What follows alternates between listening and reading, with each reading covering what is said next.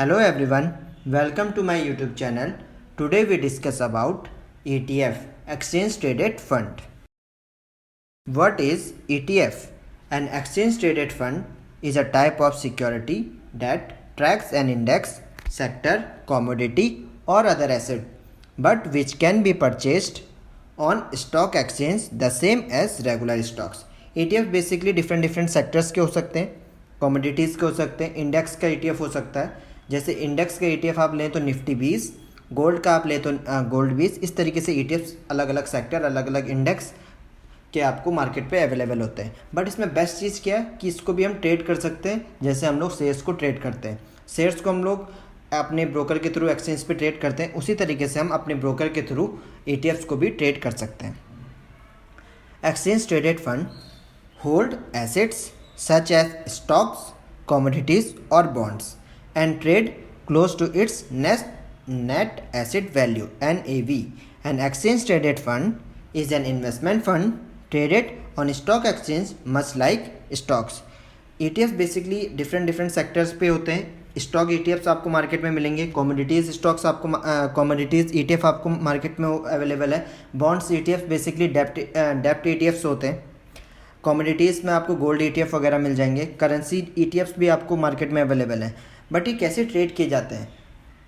Stocks अपने price पे trade होते हैं, उसी तरीके से जो ETFs होते हैं वो अपनी नेट एसेट वैल्यू पे ट्रेड होते हैं, NAV पर ट्रेड किए जाते हैं एक्सचेंजेस के अंदर. ETF may be attractive as investment because of their low cost taxes etc. Basically जो ETFs है वो काफ़ी अट्रैक्टिव फॉर्म है इन्वेस्टमेंट का और काफ़ी न्यू फॉर्म है. बेसिकली न्यू नहीं कह सकते बट अभी काफ़ी ज़्यादा मार्केट में काफ़ी ज़्यादा इसकी डिमांड है कुछ टाइम से. बट थोड़ा पुराना है, इतना न्यू भी नहीं है, बट अभी कुछ टाइम से ये ज़्यादा मार्केट पे आ रहा है. ये लो कॉस्ट है as compare to mutual fund and taxes में भी कंपेयर करें इसको म्यूचुअल फंड के तो ये काफ़ी लो कॉस्ट है. Types of ETFs. फर्स्ट है equity ETF, then gold ETF, डेप्ट ETF, करेंसी ETF. बेसिकली हम लोग 4 टाइप के ETFs देखते हैं: इक्विटी ETFs, गोल्ड ETFs, डेप्ट ETF, currency ETFs. Equity ETF, this represents companies investing in shares and other forms of equity of the various organisation. Basically जो equity ETFs होते हैं इनका मेन फोकस होता है कंपनीज के शेयर पे investment करना, इक्विटी पे. इक्विटी जो शेयर्स है मार्केट पे ट्रेड होते हैं, ये ETFs उस पर फोकस करता है. Gold ETFs, this is commodity exchange traded fund primarily involving physical gold assets. Purchasing shares of this company allow you to become the owner of gold on paper without the burden of asset production. Gold ETFs आपका gold पे investment करते हैं. Physical form पे आप gold नहीं इस पे by करते हो, बट आप पेपर फॉर्म पे गोल्ड के ओनर बन सकते हो. इस पे आपके 2 फ़ायदे हैं. एक तो आपको गोल्ड को फिजिकल डिलीवरी लेके उसको संभालने की डर नहीं है, और अगर आपको गोल्ड सेल करना है तो आप फिजिकल गोल्ड को लेके जाओगे तो उस पर काफ़ी लंबा प्रोसेस है. आप सिंपली अगर डिजिटल गोल्ड या गोल्ड ETF फॉर्म में गोल्ड बाई करते हो तो आप सिंपली उसको एक्सचेंज पे ट्रेड करके जल्दी से लिक्विडेट कर सकते हो उस गोल्ड को. डेप्ट ETFs, बेसिकली जो डेप्ट ETFs होते हैं वो मेन फोकस करते हैं गवर्नमेंट सिक्योरिटीज़, डिवेंचर्स पे, जहाँ पर कि फिक्स रिटर्न आपको मिलता है और इस लेस रिस्की होते हैं as compare to equity ETF और करेंसी ETF. और बाकी ETF से ये काफ़ी लेस रिस्की होते हैं. इसमें फिक्स रिटर्न आपको मिलते हैं. लास्ट पॉइंट हमारा होगा करेंसी ETF. करेंसी ETFs क्या होता है? बेसिकली करेंसी ETFs वो होते हैं जो इन करेंसी ETFs में कंपनी क्या करती है, डिफरेंट कंट्रीज़ की करेंसी पे इन्वेस्टमेंट करती है. कैलकुलेशन जो भी प्रेडिक्शन है उनके उस बेसिस पे, और जो उनका फ्लक्चुएशन होता है उससे उसकी अर्निंग आती है. Advantages of ETF.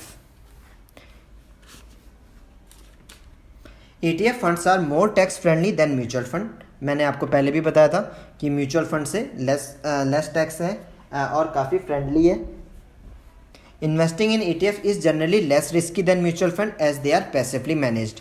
ETFs को काफ़ी पैसिवली मैनेज किया जाता है और वो काफ़ी कम लेस रिस्की हैं as compare to mutual fund.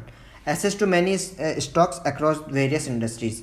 यहाँ पर काफ़ी स्टॉक्स पे हम लोग काफ़ी स्टॉक्स पे इन्वेस्टमेंट कर सकते हैं, एक्सेस कर सकते हैं थ्रू ETF। डाइवर्सिफिकेशन यहाँ पर अच्छे से कर सकते हैं। Low expense ratio and fewer broker commission. यहाँ पर एक्सपेंस रेशियो भी कम होता है as compare to mutual fund, और फ्यूअर ब्रोकरेज कमीशन जो आप बाई और सेल करते हो एक्सचेंज पे, उस पर भी आपको कम चार्जेस पे करने होते हैं। Risk management through diversification. इसमें रिस्क ETFs में रिस्क डाइवर्सिफाई हो जाता है क्योंकि डिफरेंट सेक्टर या डिफरेंट स्टॉक्स पे इन्वेस्टमेंट करता है, इससे रिस्क भी इस पर कम होता है। Disadvantages of ETF, brokerage fees and demat account. Brokerage fees जो हमें देनी पड़ती है AMC वगैरह, या फिर जो हमने ट्रेड किया, वो थोड़ा सा डिसएडवांटेज एक तरीके से आप ले भी सकते हो, बट डीमेट अकाउंट आपको इसके लिए ओपन करना होगा, तभी आप ETFs को ट्रेड कर सकते हो। The volatility of stock market की वॉलेटिलिटी इसको अफेक्ट करती है। ETFs में हम जब इन्वेस्टमेंट करते हैं, जिस तरीके से स्टॉक मार्केट वॉलेटाइल काफ़ी ऊपर नीचे स्टॉक मार्केट होता रहता है, वॉलेटाइल रहता है, उसी तरीके से ETF के NAV भी, नेट एसेट वैल्यू भी ऊपर नीचे होते रहती है। मान लीजिए आपने इंडेक्स ETF पे इन्वेस्टमेंट की हुई है और इंडेक्स गिरता है, इंडेक्स में गिरावट आती है, तो उसके ETF पे भी उसका असर आएगा। Single industry focus ETFs limit diversification. जो सिंगल इंडस्ट्रीज पे फोकस करते हैं ETFs, उसमें क्या हो जाता है, डाइवर्सिफिकेशन लिमिट होता है, तो थोड़ा सा ये रिस्की है। वो कैसे, मैं बताता हूँ। मान लीजिए कोई ETF आपने उठाया बैंकिंग सेक्टर का, और मान लीजिए इसी टाइम पे बैंकिंग सेक्टर अंडर परफॉर्म करने लगे, और ऑटो सेक्टर या फिर IT या मेटल अच्छा परफॉर्म करें, तो इससे क्या होगा कि आपने जिस ETF पे इन्वेस्टमेंट की है, तो उस पर आपको वो रिटर्न नहीं मिलेगा, क्योंकि आपने एक ऐसे सेक्टर पे इन्वेस्टमेंट कर दी है जो अभी अंडर परफॉर्म कर रहा है। लैक ऑफ लिक्विडिटी अभी इस पे है, अभी उतनी ज़्यादा जैसे शेयर्स ट्रेड किए जाते हैं उस तरीके से ETFs ट्रेड नहीं हो रहे। कुछ मेन ETF ज़्यादा ट्रेड होते हैं, लाइक गोल्ड 20 और निफ्टी 20, इस तरीके के ETF ज़्यादा ट्रेड होते हैं कंपेयर टू अदर्स, तो ये थोड़ा सा इलिक्विड है, लिक्विडिटी इशू है। अगर आपको ये वीडियो अच्छी लगी तो प्लीज़ इस वीडियो को लाइक करिए, मेरे चैनल को सब्सक्राइब करिए, और अपने दोस्तों के साथ इस वीडियो को शेयर करिए। Thank you so much.